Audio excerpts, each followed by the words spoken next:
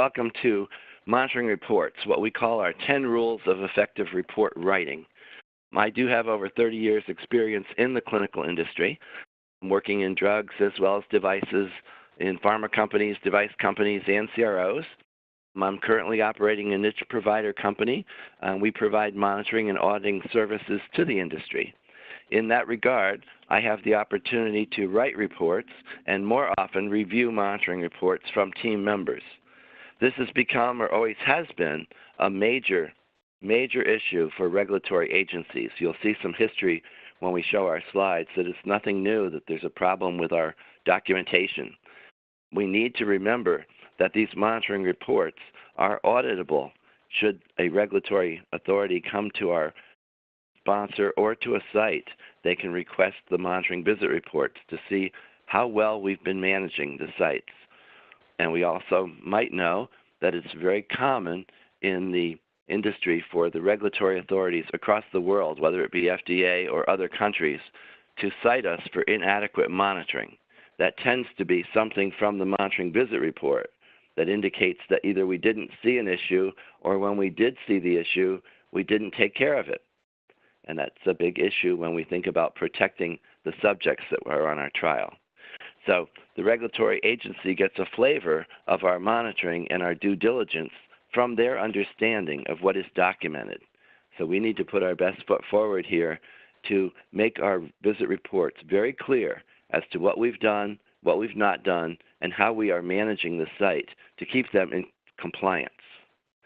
So as we get started, let's look at what we're going to be doing today. We have our slide deck in front of us. There are also a number of handouts.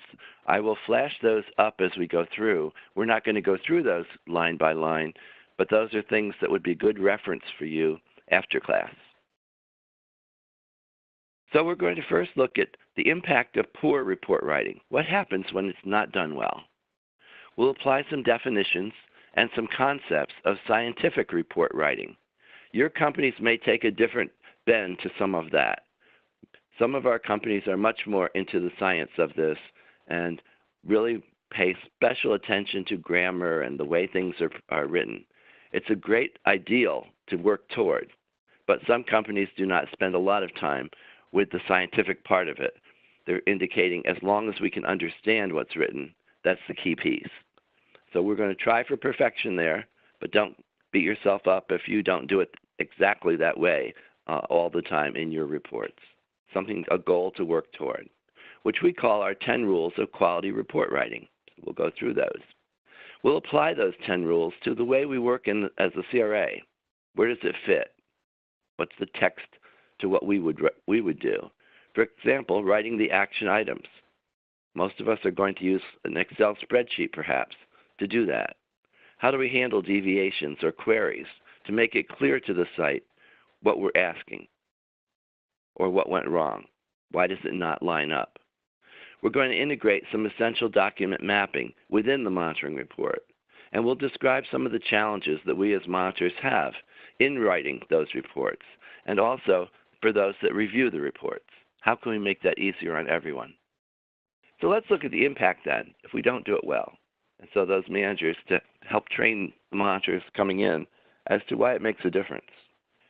First of all, we want to think about who do we write the report for. That's a crucial piece in how we're going to write these. Oftentimes, we're writing them for our clients if we're a CRO, or if we're reviewing work, it might be a CRO that was doing the monitoring and sending it to you as a sponsor. Keep in mind the sponsors are ultimately responsible for everything done on the study.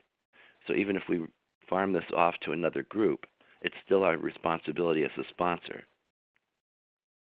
Therefore, we're mostly seeing now signatures of 3 different people on most monitoring reports because many studies are being monitored by the CROs. So we're going to have a signature of the monitor who actually did the visit. We're then going to have a signature of the manager for that monitor.